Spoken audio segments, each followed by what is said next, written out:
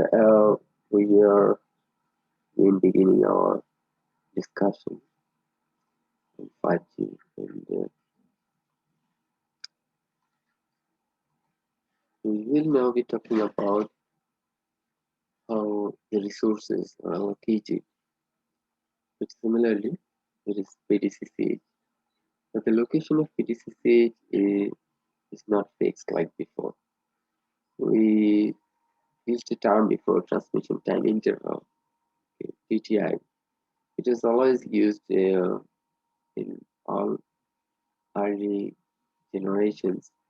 And I also mentioned that this TTI was gradually reducing, so you can more frequently adapt to the changing radio link conditions. So it might could be a question how uh, the TTI uh, we, we might have here at 5G. Well, or how I mean these things are now facilitated. Now, the point is the flexibility is sort of maximized. Uh, it's it just depends. It up to the network. When it can the PDCCH locations are not fixed, so it is up to the um, I mean whenever the network wants it, it can be allocated. There is some position called control resources, like we had control region before. Okay?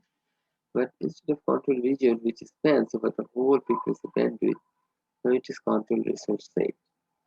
Uh, Let me show you control resource set or core set in short. This core set is the green part, okay? And they are uh, semi-statically configured, meaning that SIP type 1 will tell you where the core sets are located. So it, in the next SIP type 1, this SIP type 1, these terms are now also a little bit changed. They're just called SIP 1, SIP 1, SIP 2, SIP 3. Okay. Like the old term was System Information Block Type 1, Block Type 2, SIP Type 1, SIP Type 2 in short. Now they are just called SIP 1, SIP 2. The official term is not that short. So SIP 1 tells you where the courses are located and you use them. Uh, so like here, it says that you have the SIP type, SIP control courses located at symbols 0 and 7. So now you see here you have courses and here again at symbol 7 you have allocated on symbol numbers 0 and 7. And the duration of the course is 3 symbols. Like the LT control region, it can be either 1, 2, or 3 symbols wide. It cannot be wider than 3 symbols. And along the frequency region, most importantly, it's not over the whole bandwidth. Rather, it takes up a part, and that part is indicated here. Okay, 0, 1, 3. Okay. So, well, but multiplied by 6, I'll tell you why. Uh, so you, uh, I mean, 0 and 1 gives you some consecutive locations, and with 3 you have a gap.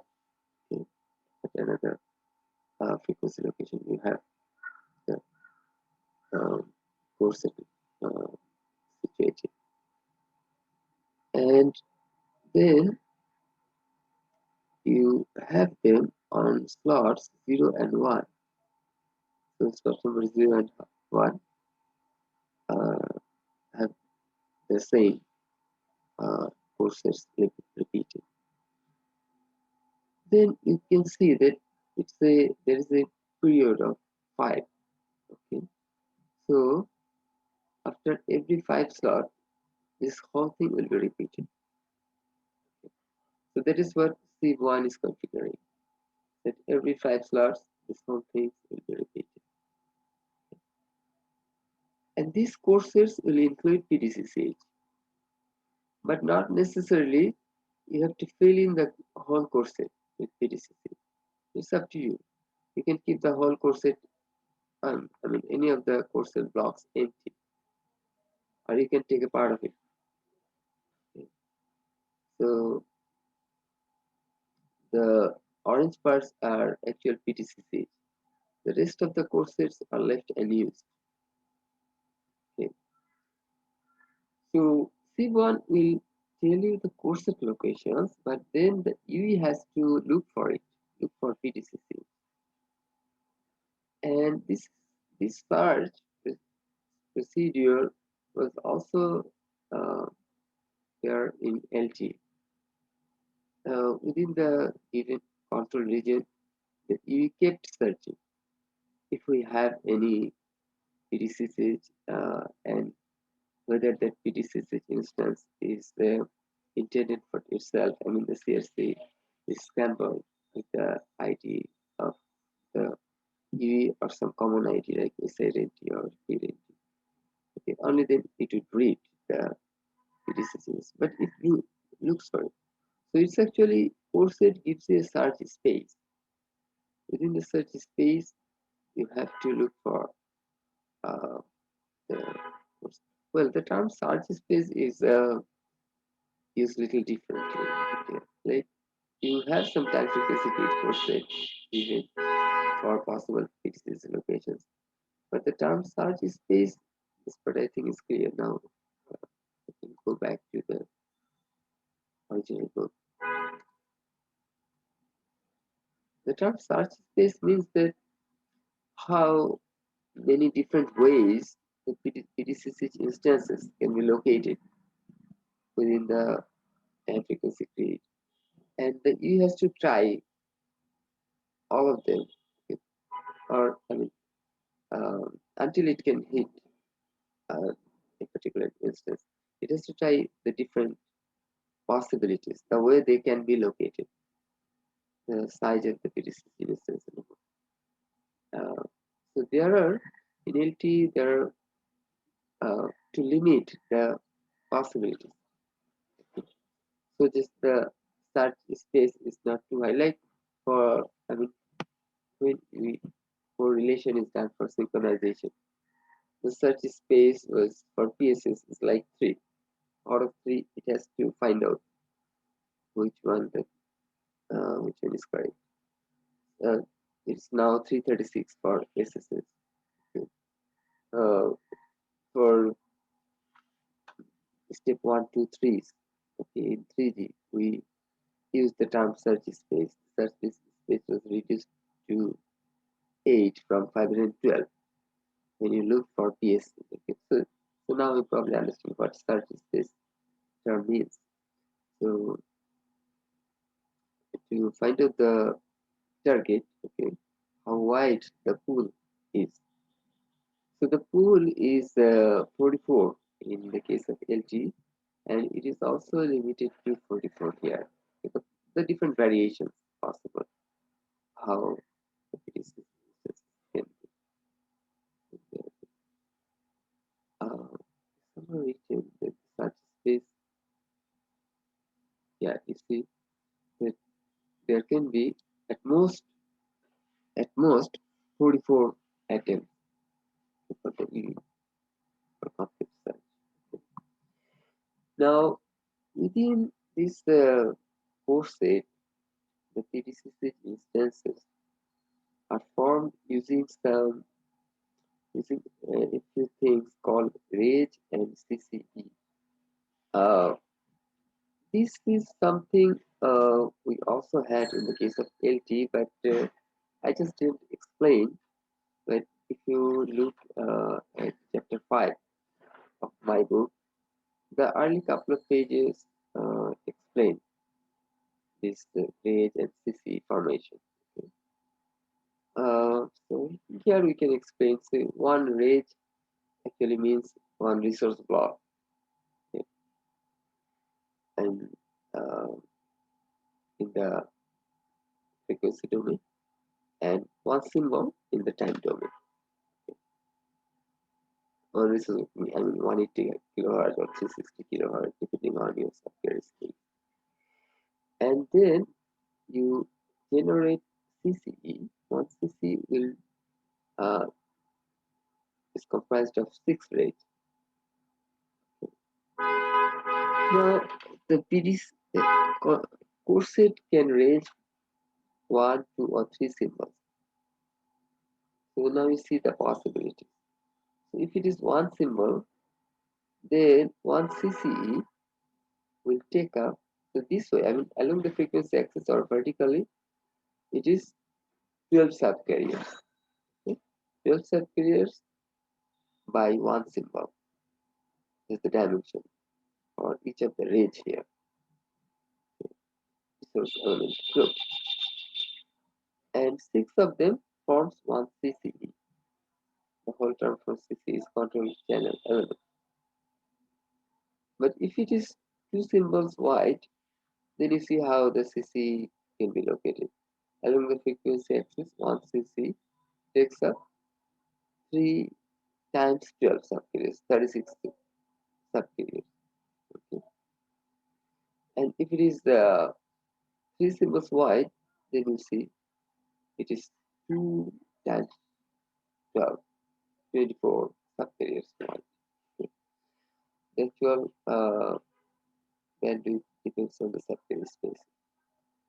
So that's how CC is formed, and then a number of CC are used to form one PDCCH instance. That depends how many CC you need for it. We I think touched upon it that there are different DCI formats defined because you need different types of field for different types of allocation.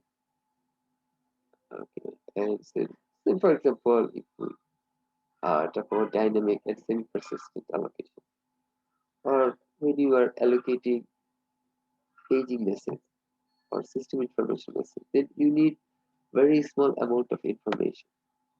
So the DCI format will also have fewer fields. You don't need HARQ information there in the DCI field or in the PDCH instance. So I mean the fields you need will differ, and this is why different types of DCI formats are defined. And a particular DCI format is used for a PDCC instance. Uh, there are many different DCI formats that are possible. The first two are used for uplink, DCI 0, 1. But we have to go into the detail. Uh, so, okay, I think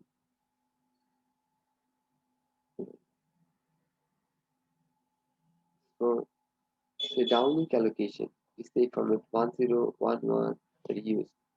For uplink allocation, DCI format 01, uh, 0001 are used. Now, how the PDCC instance would allocate the resources. Okay. Now we know how the PDCC courses are located, but from the course how you allocate. Here also you have the flexibility. We know from our LT discussions that PDCCH will allocate resources. The resource blocks will be allocated within the same subframe. Okay. And that will be 4 subframes away in the case of uplink. Now here it's up to you. You allocate where they should be. Okay. So in the well, Let me tell you why the core sets are like this, okay, instead of why you make a difference from LT. So in the case of LT, the control region spans over the whole bandwidth. In 5G, the bandwidth is very wide, so it is not efficient that you use up the whole bandwidth. And also, flexibility is added. Anywhere you can just allocate the courses. Your requirements will change from time to time. How much space you need for PDCC or for this control overhead. So accordingly, you set. You don't have to be. If you have just increased flexibility uh, anywhere or any amount of space you can use. And secondly, the second reason is that intercell interface coordination is better. Uh, we discussed FFR. The concept is similar and the technique is similar. For control purposes, for PTCC, for control region, the transmit power used is pretty high. That's true for all kinds of technologies, 2G, 3G, 4G, because the information in control region is more important. Okay. If it is not properly decoded, actually the data transfer will fail. All the different types of activities will start failing. So you have to make sure that it is decoded properly, and that is why higher level of power is used. Okay. Sometimes the maximum power, but you see when you do some link budget calculation or something, so the transmit power of the base station is specified 43 dBm, 40 dBm, something.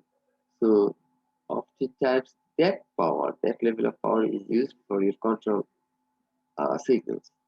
Okay. So now, given that you actually have a chance to create interface in the neighboring cells. Okay. So one technique is to use, but now you see for LT, you are using the whole bandwidth. Okay. So the same frequencies can be repeated in the neighboring cell. But in the case of LT, a technique was often used that you don't fill in the whole control region with PDCCs. You leave a part empty. You don't transmit on those symbols. The control region can be declared 3 symbols wide, but a part of your second symbol, okay, or a part of your third symbol, and a part of the third symbol, even it can be on multiple symbols. A part you can leave empty. Okay. So on certain resource elements, you don't use any transmission. In the neighboring cell, you use those resource elements. So the concept is in the neighborhood. In the cells who are close to each other, different part of the control region can be used. Okay. Some parts can be overlapped, but uh, some parts can be interleaved or used in one cell but not in the adjacent cell. So that can help in uh, inter-cell interface coordination. And if you look at this point closely, it is actually FFR. Uh, when you used FFR, you use this type of technique for cell edge areas. And here, this control region is meant to be heard from the cell edge areas too. That's why you use high power. Even the therefore in the cell edge areas will be able to listen to that. So actually, it's for the cell edge part too. And for the cell edge part, you are using this uh, technique of shifting, okay, uh, or the use of different parts of your control region. So that is now better in the case of 5G. You are using different, the part of the bandwidth that you use is up to you. Well, there is a restriction. The maximum number of courses can be 3 for a bandwidth part.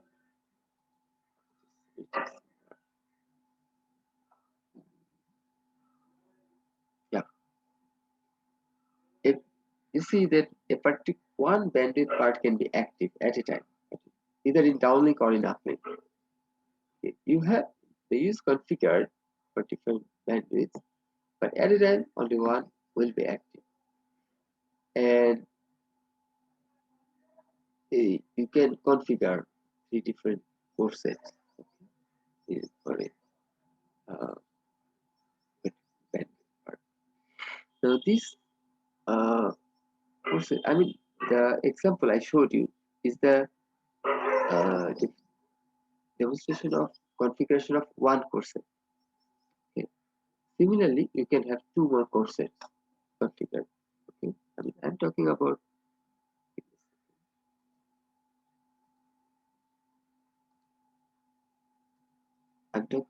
configuration of course set here. So this is one course set configuration. It's SIG one does.